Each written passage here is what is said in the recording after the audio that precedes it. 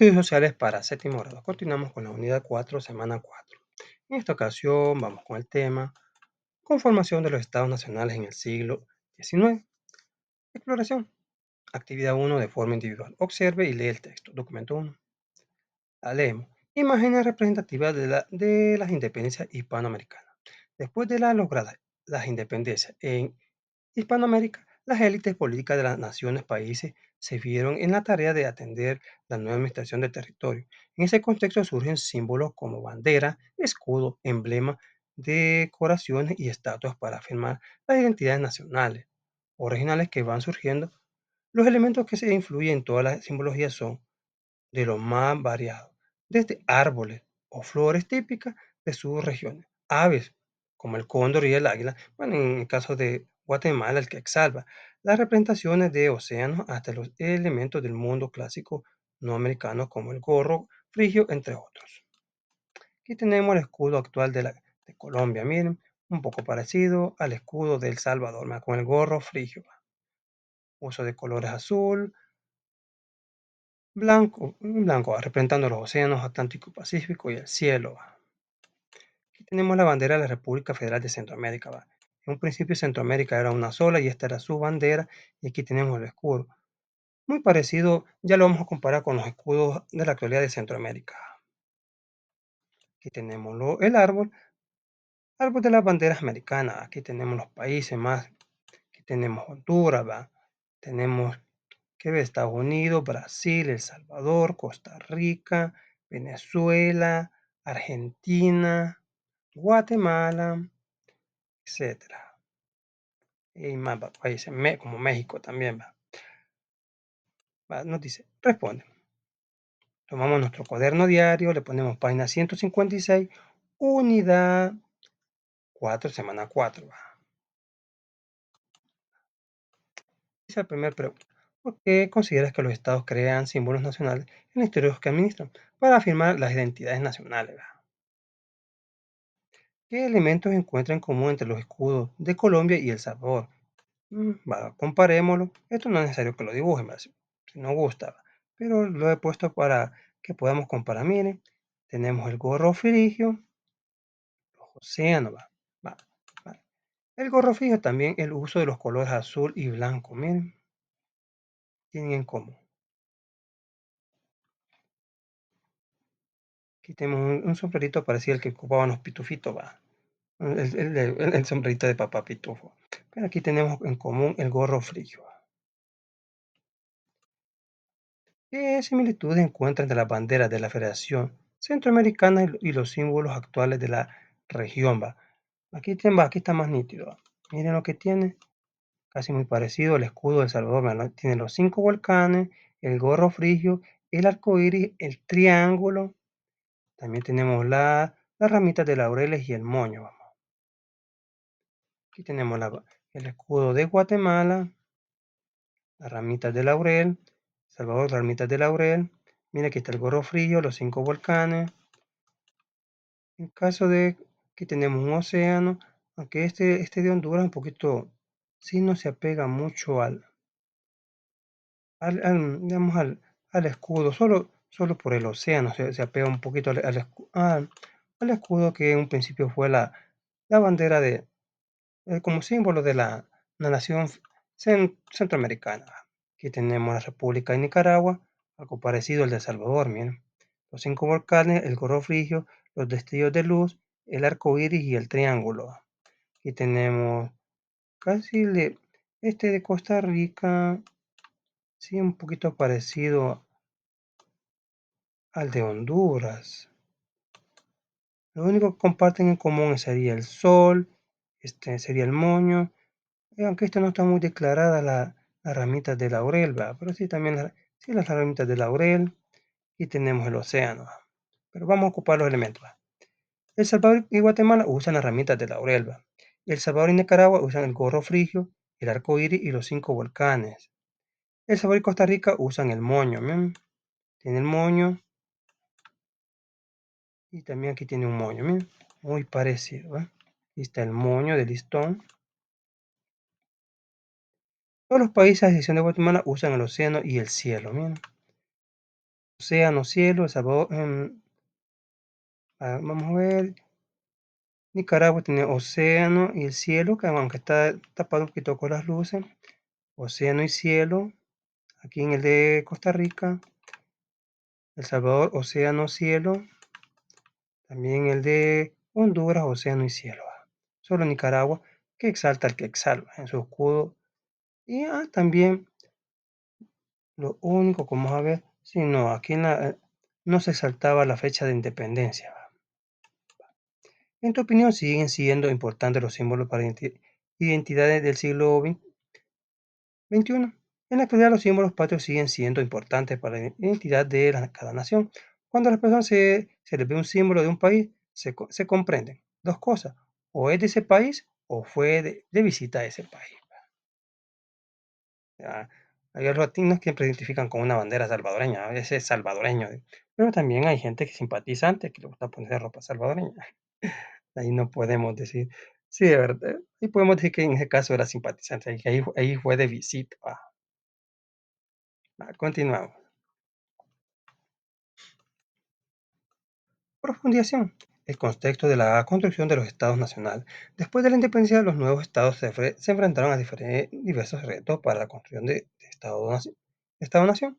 Uno de los retos más importantes fue la estructuración del aparato político, para el cual las primeras constituciones resultaron fundamentales, tales como los ministerios o secretarios de Interior, haciendo relaciones exteriores y guerra. De igual forma, su organización ejércitos para la defensa nacional hispanoamericana.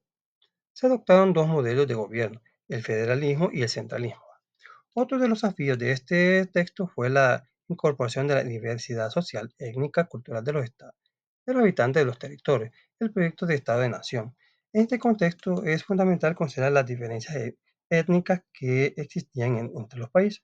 Por un lado, las naciones como Bolivia, Perú, Ecuador, Guatemala y en menor medida México albergaban considerables poblaciones indígenas que, aunque parcialmente asimiladas a la cultura hispanoamérica dominante, aún mantenían rasgos propios.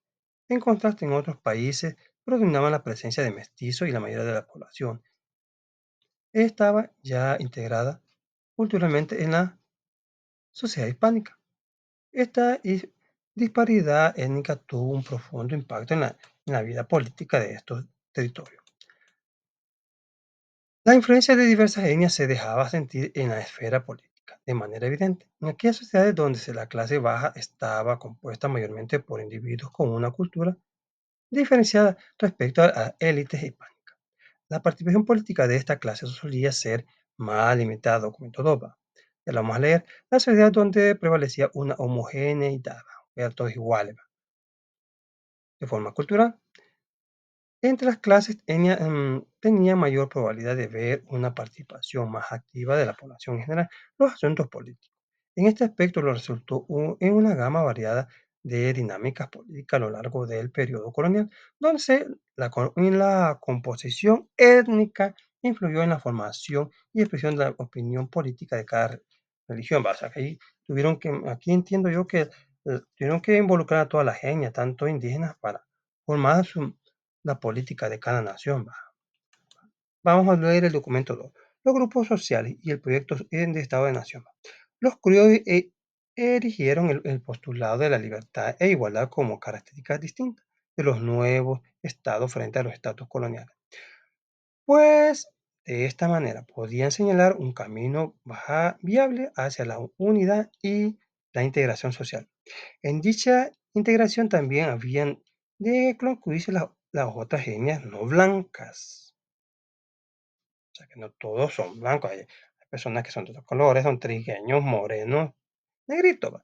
En esto es la población afroamericana y la autóctona, sin que por esto se intenta una adopción de las tradiciones indígenas, por ejemplo, la propiedad comunal. Se ve que los criollos no construyeron los estados con base a rasgos culturales. O sea, no se basaron en que aquí vamos a ver blanquitos, allá íbamos a ver trigueños, morenitos. Aquí no iban a haber negritos, no se construyeron así. Aunque hubo una idea, algún país tuvo esa idea, pero yo, en mi opinión, creo que fracasaron. Va. Y no en criterios políticos. Estado apareció definido y políticamente. La influencia del liberalismo en la construcción de los estados nacionales.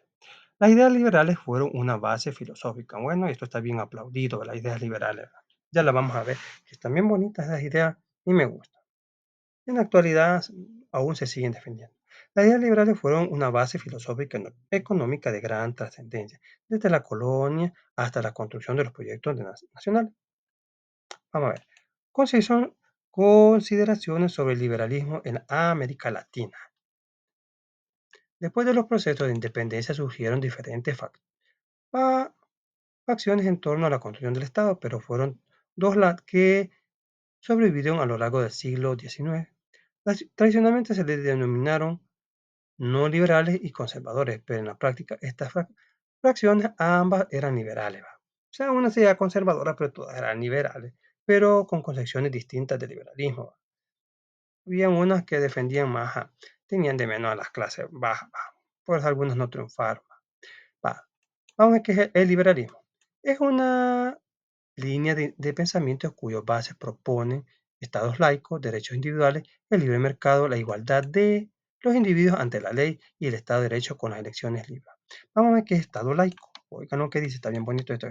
Un Estado laico es un país o gobierno que no está controlado por ninguna religión en particular.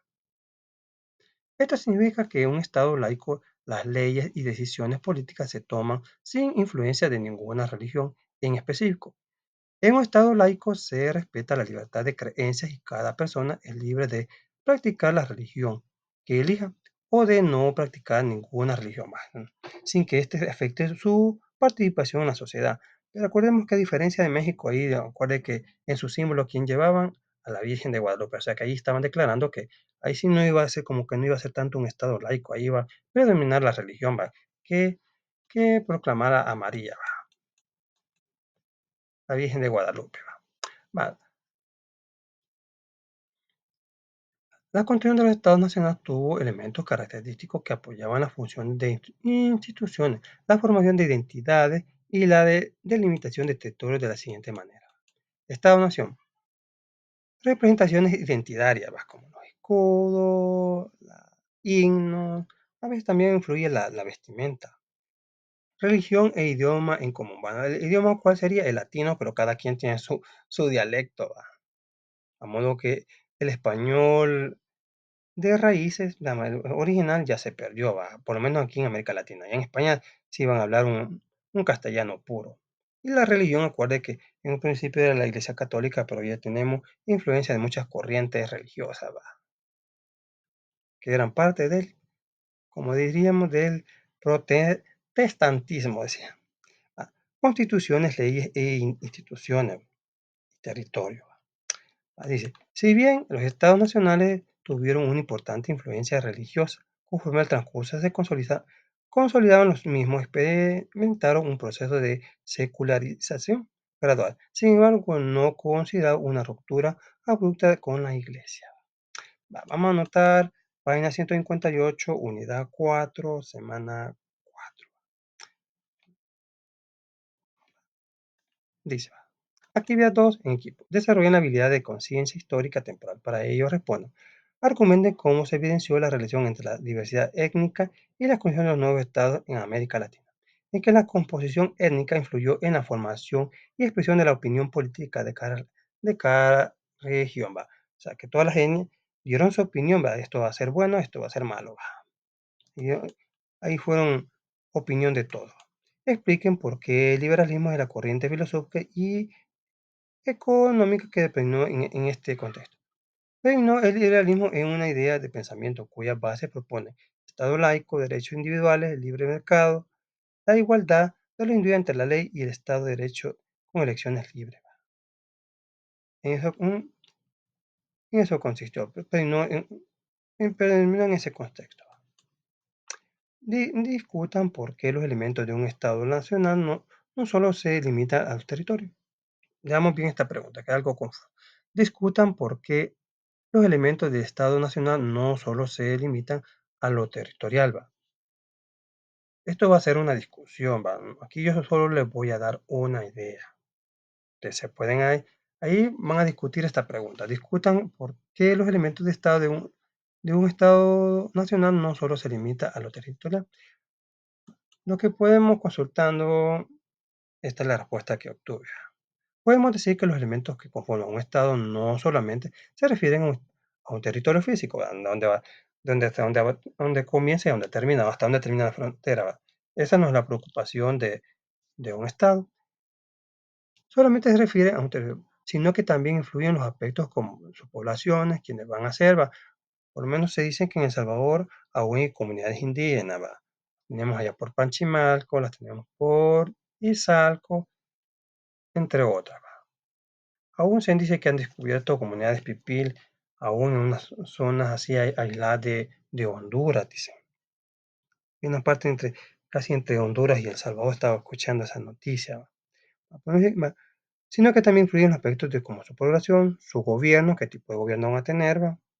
Su cultura, su historia, su lengua, religión. Aunque religión, acuérdate que aquí entran un montón, ¿va? No vamos a definir porque son varias, entre otros. Es decir, un Estado-nación no solo está formado por su territorio, sino por todos los elementos que la hacen único y lo identifican como una nación, ¿va? Por lo menos en México, ¿cuál es el tipo de música que predomina ahí? La ranchera. Por tu maldito amor, llorona, llorona. Continuamos.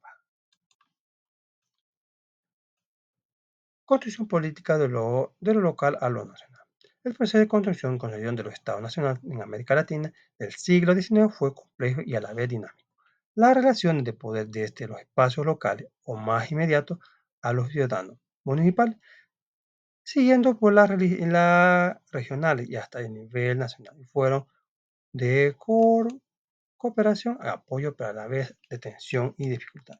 El Estado tenía que fortalecerse como centro de poder político y administrativo para ejercer presencia en los territorios y poder poco a poco en el transcurso del siglo materializar proyectos de fortalecimiento del poder central. El caso de la construcción del Estado salvadoreño, documento 3 es especialmente ilustrativo en este aspecto. Primer periodo, desde la Corte de Cádiz hasta mediados de la década de 1850, el poder municipal estuvo mayor fortaleza y autonomía. Ajá, estaba bien recargado de trabajo, ya lo vamos a leer eso. Según el periodo 1855-1839, se fueron creando fortalecimientos de los mecanismos para centralizar el poder, ¿va? Ya las alcaldías estaban perdiendo poder y todo iba para el Estado, ¿va? Tercer periodo, 1871-1890. La balanza declina en contra del poder municipal de las alcaldías. El porcentaje del Estado conllevó necesariamente a la centralización del poder, o sea que la máxima autoridad era el gobierno, ¿va? Ya vamos a leer eso, ¿va? Documento 3. Relaciones locales nacionales en El Salvador en el siglo XIX en El Salvador. La debilidad del Estado a mediados del siglo XIX no era producto de la falta de proyectos y pretensiones centralizantes por parte de los gobernantes, sino de una economía endeble, de la inestabilidad política, de la falta de recursos del Estado y una tradición autónoma de gobiernos municipales. Todo ello herencia de la colonia. Paradójicamente, esa debilidad llevó a los gobernantes a buscar una vía que les permitiera desarrollar una mínima agenda de trabajo, mediante la delegación de buena parte de las tareas de gobierno a la municipalidad. Con el tiempo, ese proceso ocasionó que las municipalidades perdieran una buena medida de funciones políticas. Ya la vamos a leer, ¿va? En el documento final, ¿va? Cómo fue ese proceso, como articulaciones protagonistas de las luchas por el poder a escala nacional, con lo cual quedaron relegadas cada vez más funciones de carácter administrativo. Sí, estaba leyendo que las alcaldías tenían función hasta de reclutar para la Fuerza Armada, arreglar escuelas, ver qué les faltaban a la escuela, tenían que ver la luz, ya vamos a llegar a ese tema. Ahora dice, el caso de Colombia. En el siglo XIX, tras la disolución de la Gran Colombia, en 1831, luego del fallecimiento de Simón Bolívar, Colombia se encontraba en un proceso de reconfiguración política y económica. En esa época, la economía del país descansaba en una diversidad de actividades como la minería, la producción de quina, el té de Bogotá, el cultivo de algodón, tabaco, plantas tintoreas para sustentar sus finanzas. El país dependía principalmente de los ingresos generados por las aduanas y el monopolio de productos como el tabaco y la sal. La estructura política colombiana estaba definida por la polarización en tres partidos fundamentales. No, perdón, tres. Estamos aumentando, ¿no? Estamos el Partido Liberal Colombiano y el Partido Conservador Colombiano. Va, Partido Liberal Colombiano, PLCA, fundado en 1848, se componía de comerciantes, exportadores, esclavos, indígenas, artesanos y veteranos militares, que habían sido marginados tras la lucha por la independencia. Ya habían hecho su partido. También nosotros tenemos presencia. Partido Conservador Colombiano, PCC. Estableció en 1849, agrupaba a las élites terratenientes, a los dueños de esclavos y a burócratas civiles y el clero y las milicias. Estado- Estas dos facciones configuraron un sistema político bipartidista que se caracterizó en el país durante la gran parte del siglo XIX. Estos partidos no solo representaban diferencias políticas, sino también marcadas divisiones sociales y económicas en las sociedades colombianas de la época. La tensión entre el PLC y el PCC perpetuó la política, la economía y la vida cotidiana del país, desencadenando un momento de confrontación y conflictos armados, ay, como siempre, conocidos como las guerras civiles. Uf, El Salvador no fue la excepción. Estos enfrentamientos políticos y sociales tuvieron un impacto profundo en la configuración del Estado colombiano y en la construcción de su identidad nacional durante el siglo XIX. Va, Contestamos. Actividad 3. En pares vamos a resolver. Desarrollan la habilidad de conciencia histórica temporal para ello. Responde. Comenten en grupo o bueno, en pareja. Comenten las relaciones entre los poderes locales y el poder central de los nuevos estados latinoamericanos del siglo XIX. Bueno, les voy a sacar dos ideas. En el siglo XIX, los nuevos países de América Latina, había una relación entre los gobiernos locales, o sea, las alcaldías de cada región y el gobierno central del país. Los gobiernos locales tenían cierta autonomía para tomar decisiones y manejar asuntos dentro de su territorio, pero también debían obedecer las leyes directrices del gobierno central. Esta relación entre los poderes locales y el poder central era importante para mantener la organización y el funcionamiento del Estado en la época. O sea que sí, pues yo entiendo que las alcaldías tenían su poder, pero tenían que dar cuenta al Estado, ¿va? Así como ocurre en Estados Unidos, ¿va? Cada estado tiene sus políticas, pero al final tiene que darle cuentas al Estado, ¿va? A Washington. ¿Va? En un principio pasó que los gobiernos municipales tenían autonomía. Otra idea que aún podemos ver de poder en su territorio, pero eso fue hasta 1850. Pero desde 1850 a 1809 se va perdiendo se va perdiendo,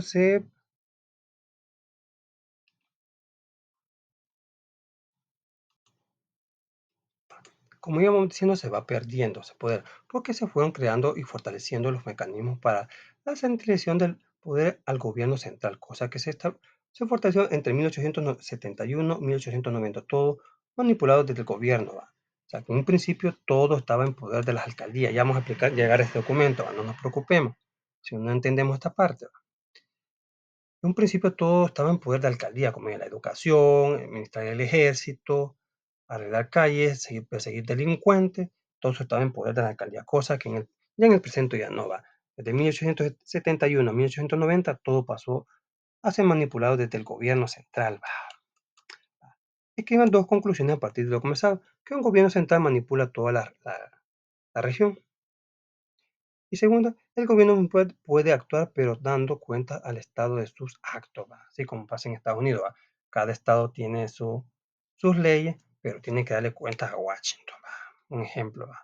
En El Salvador, una sección, ¿va? Un alcalde puede actuar, no puede tomar lo que no es, porque ya sabe que la están esperando allá la fiscalía, ¿va? Como nos hemos dado cuenta a través de los nuevos alcaldes, ¿va? Están denunciando dos cosas fraudes que encuentran en algunas alcaldías. Continuamos. Los casos de México y Chile, Centroamérica en su proceso de construcción.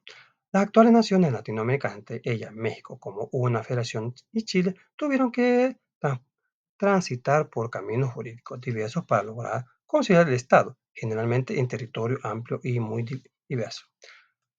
La construcción de la Federación Mexicana en el proceso de conciliación de la nación mexicana el 31 de enero de 1824 marcó su hito al aprobarse la primera acta constitutiva. Esta definía México como una república federal representativa popular. Sin embargo, el 5 de octubre del mismo año, la Constitución Federal de los Estados Unidos Mexicanos estableció un marco de gobierno más similar al de las naciones anglosajonas. Vamos a ver qué son anglosajonas, tenía curiosidad que esa palabra.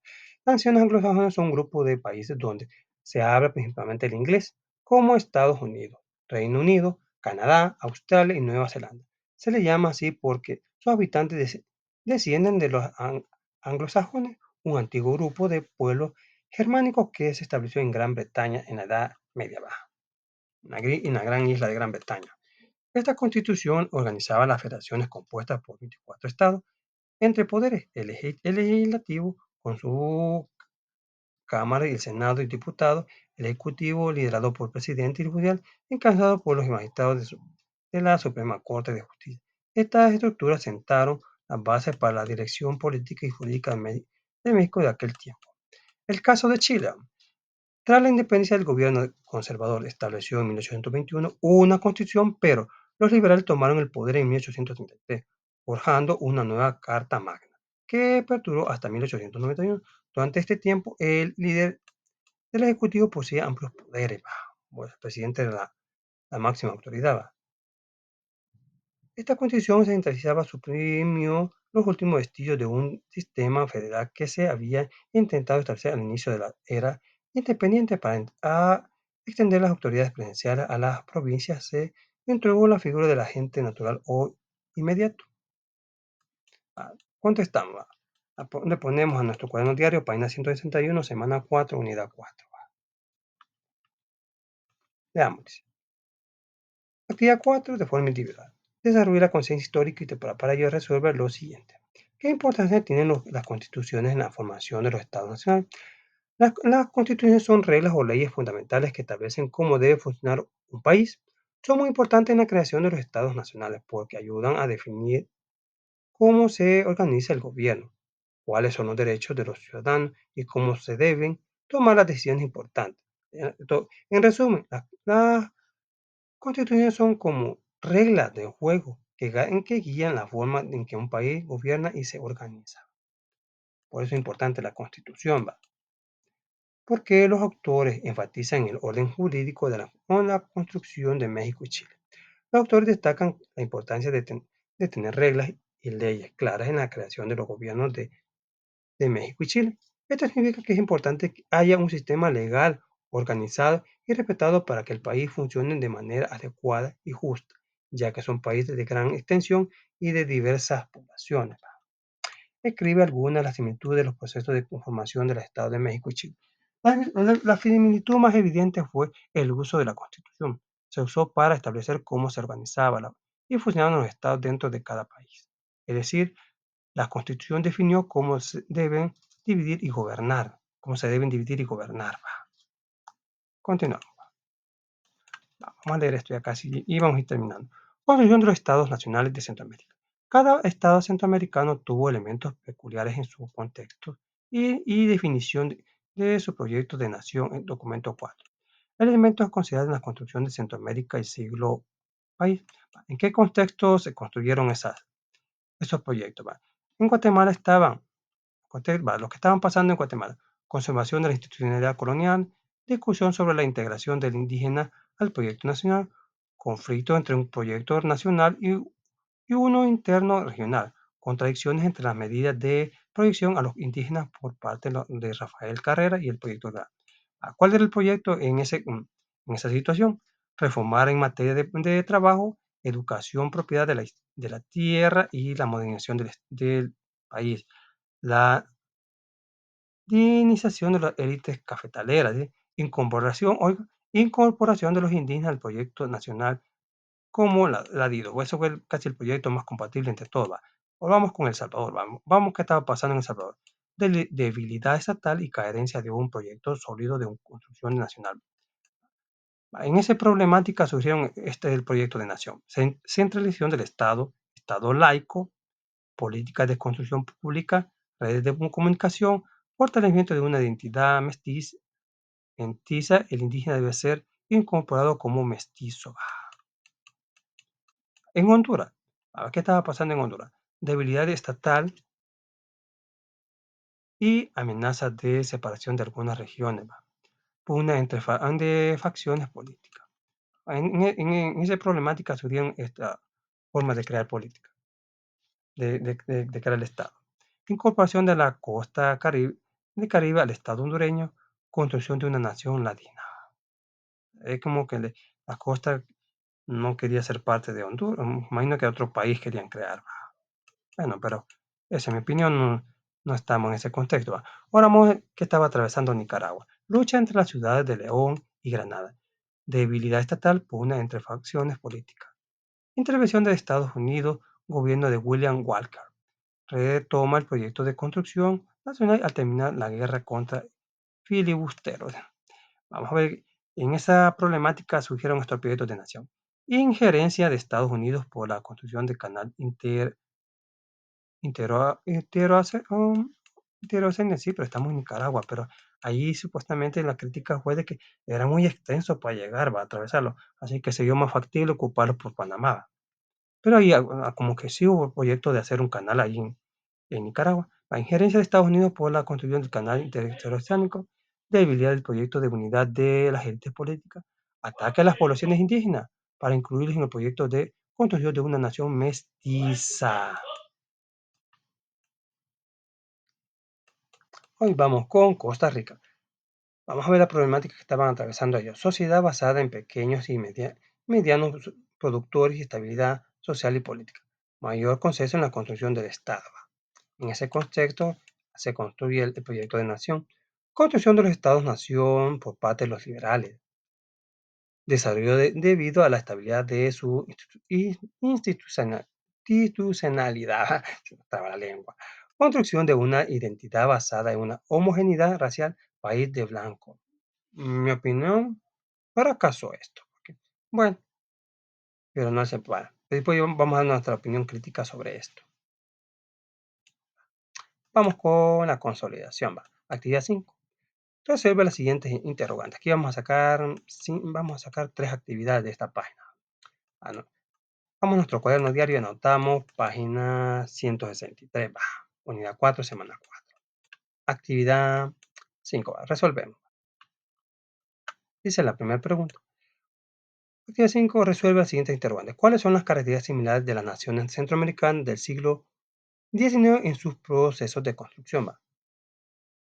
¿Cuál es lo más similar?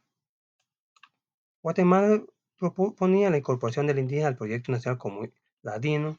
El Salvador, el fortalecimiento de una identidad mestiza del indígena debe ser incorporado como mestizo. Entonces, la construcción de una nación ladina, construcción de una nación ladina, nos dice. Mientras que en Nicaragua se propone ataques a las poblaciones indígenas para incluirlos en el proyecto de construcción de una nación mestiza. Aquí entiendo que sí, la intención, pues, se le estaba atacando, pero como que tal vez ellos no querían, quizá, no querían relacionarse. Así que los comenzaron a atacar para ver cómo los incluían, o sea, como forzándolos, no era voluntario, aquí forzándolos que hicieran un proyecto de nación, como dice, ataque a las poblaciones indígenas para incluir al proyecto de construcción de una nación. O sea, sí, aquí se puede entender que los indígenas no se querían mezclar. En Costa Rica se propone construcción de una identidad basada en una homogeneidad racial país de blanco, ¿sí? O sea, los estaban mezclando, pero los que, me imagino que, sí, a la muchacha le iban a poner un novio blanco y al muchacho, y a la muchacha un novio blanco y al muchacho una muchacha blanca. Así era el proyecto, modo que al final todos eran blanquitos, como bañados con lejía. Bueno, la similitud que se notaba en la construcción de estas 5 naciones fue la incorporación de la indígena a los nuevos estados, ¿sí? O sea, no se les estaba excluyendo. O sea, la intención era que también los indígenas fueran ciudadanos del país, aunque algunos como vemos aquí en Nicaragua, posiblemente presentara un poquito de rebeldía. ¿Cuál es la posición que se le atribuye al indígena dentro de los proyectos de Estado-Nación en el Centroamérica? Que ellos sean ciudadanos con derechos dentro de cada Estado y no sean discriminados por la sociedad. Eso es lo que se buscaba. Aún vemos, si notamos en la novela, ¿cómo se llama? María Isabel, ¿va? Ahí vemos la discriminación a María Isabel, ¿va? Ahí pueden ver más o menos cómo eran los maltratos que ella sufre, pero al final se termina millonaria. ¿Cuál es la principal diferencia del proyecto de construcción nacional de Costa Rica que con el resto de Centroamérica? En que ellos buscaban que toda la nación costarricense fuera de color blanco. Eso, ¿va? Sí, porque todo no menciona nada sobre la raza y el color, ¿va? Pero después vamos a nuestra opinión crítica sobre esto, cuando hagamos el ensayo. Vamos con lo siguiente. Leamos el documento que les había prometido. Con respecto a las alcaldías, actividad 6. Leanla con atención el documento 5. Estudio, estudio el caso de construcción de estados nacionales, rol de las municipalidades del siglo XIX en El Salvador. Vamos a cómo era más. Después vamos a hacer un pensamiento crítico de esto. Las municipalidades debían cumplir con una serie de obligaciones, oigan, entre las cuales se destacaba la construcción de obras públicas. En la actualidad sí están, pero está dividida entre el MOC, caminos y ellos va.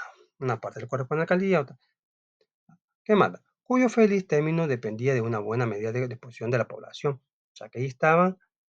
Ya vamos a hacer nuestro pensamiento crítico sobre esto, pero aquí si la gente quería o no, ayudaba para colaborar con ellos. La conservación del orden público, la persecución de delincuentes, oiga, todo lo que tenía función en la alcaldía, perseguir delincuentes y la reducción de poblados también estaba a cargo de las municipalidades. Hoy podemos decir que sí o podemos decir que no. Sí lo hace, pero tiene que presentar su proyecto a la Asamblea Legislativa. De igual forma, atendía a la población de los pueblos, es decir, el buen gobierno, lo cual las obligaba a intervenir en control de abasto, pesas y medidas el alumbrado público, cuando era posible. La salubridad e incluso en el combate de plagas y pestes. También debía administrar la educación y las milicias. Además, hasta tenían que hacer la función del Ministerio de Educación. Debían de construir, mantener y abastecer las escuelas y reclutar y dirigir a los que integraban las milicias en tiempos de guerra. Vamos, contestamos.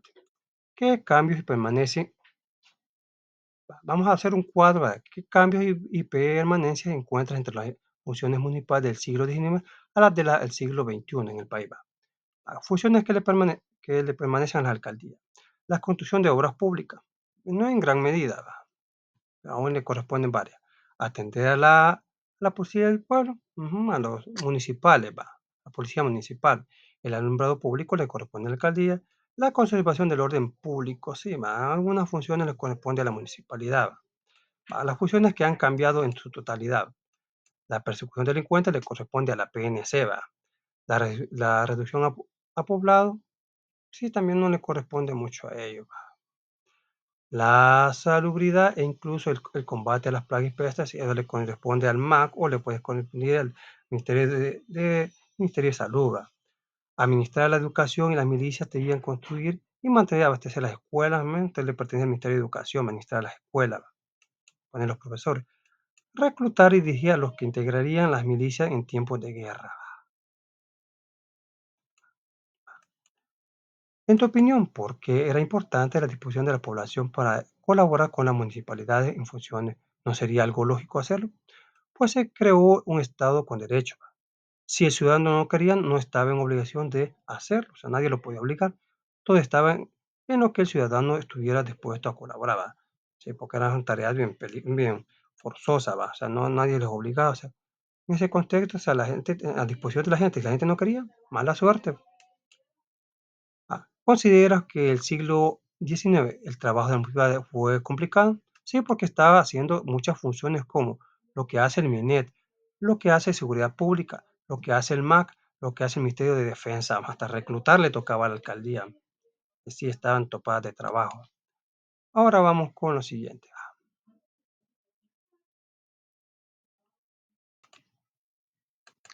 Actividad 7 dice, en equipo, elabora un ensayo sobre las continuidades y rupturas de América Latina en que se debe incluir aspectos como continuidad de la cultura política del siglo XIX en la actualidad de América Latina, situación en las construcciones propias de Estados del siglo XIX. Papel de los símbolos nacionales, símbolos, monumentos, estatuas, héroes y villanos, vistos en el presente como herencia del siglo XIX. Presentar y sociedad, ensayo de clase. Bueno, abarcar todo eso se vea un poquito, pero vamos a tratar de hacer lo mejor posible. Vamos a ver cómo nos queda en Israel. Lo vamos a hacer un poquito de opinión, ¿va? De análisis. Continuidad y ruptura de América Latina.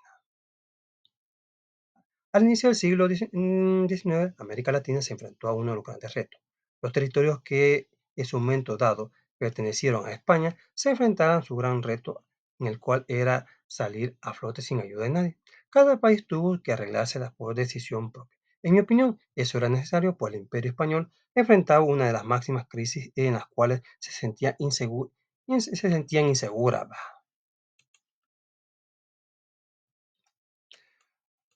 Bueno, lo primero que hicieron se basaron en el liberalismo.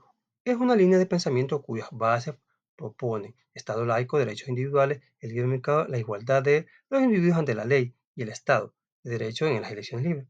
Esto se hizo con el fin que las naciones fueran poderosas y fuertes.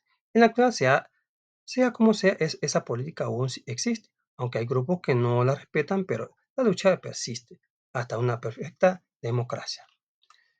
En la construcción de las situaciones propias de cada estado, algunos tuvieron éxito como la incorporación de todas las etnias indígenas como ciudadanos con derechos, mientras otras que opino que ya era racismo en querer hacer una nación de raza blanca. No funcionaron del todo, pues en nuestra sangre fluyen todas las etnias de diferentes colores. Podemos agregar que esas ideas de construcción aún siguen vigentes, pues en pleno siglo XXI la lucha continúa. La incorporación de los elementos que identifican a una nación en la actualidad siguen presentes, pues podemos poner, por ejemplo, cuando se juega un partido de fútbol y el grupo está de visita en el país. Se ha puesto como regla cantar el himno nacional de ese país. Los uniformes deportivos llevan homenaje a la bandera, al escudo, al ave, etc. Con esto podemos opinar que los símbolos legados en la construcción de las naciones siguen vigentes y son de mucha ayuda para identificar a una nación. Aquí en el escudo de El Salvador, ese es salvadoreño, dice. En conclusión, los legados dados durante la construcción de las naciones latinas aún siguen en vigor, así que como dejaron así se les respeta, pues ya son parte de la nación que representan. Otros aspectos aún siguen en lucha de que se ejerzan para que de verdad haya una democracia que tanto deseaba como planificaron los fundadores de cada nación. Bueno, así es como más o menos nos ha quedado nuestro ensayo, ¿va? Un poquito crítico, un poquito resumido, no abarcó casi todo lo que pedía. ¿Va? Bueno, eso ha sido todo, ¿va? Muchas gracias por su atención. Nos vemos hasta la próxima. Muchas bendiciones.